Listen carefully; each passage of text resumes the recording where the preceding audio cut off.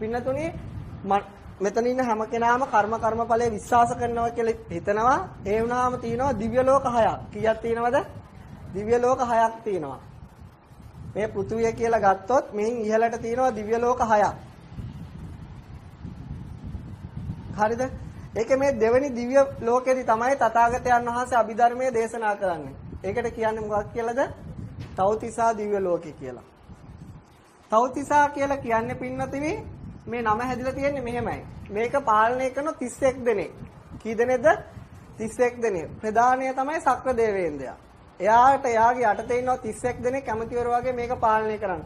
31 දෙනෙක් පාලනය කරනවා කියන අර්ථයෙන් තමයි තව්තිසාව කියලා නම හැදිලා තියෙන්නේ. චාතුම් මහරජිකය කියලා කියන්නේ මීට පල්ලෙහා ලෝකය. ඒකට චාතුම් මහරජිකය කියලා කියන්නේ රාජ්‍යයන් 4ක් තියෙන නිසා. කීයක් තියෙන නිසාද? 4යි.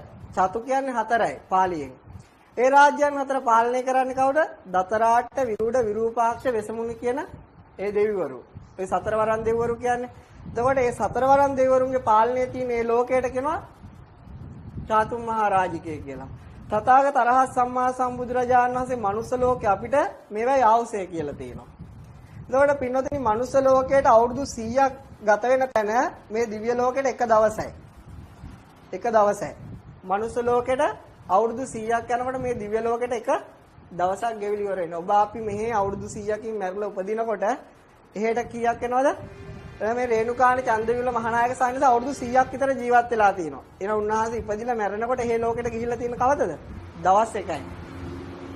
පින්වතුනි තථාගත අරහත් සම්මා සම්බුදුරජාණන් වහන්සේ මේතන ධර්මදේශනා පවත්වන්න මේ දිව්‍ය ලෝක 6ක් තියෙදි මෙතන තෝරා ගන්න හේතුවක් තියෙනවා.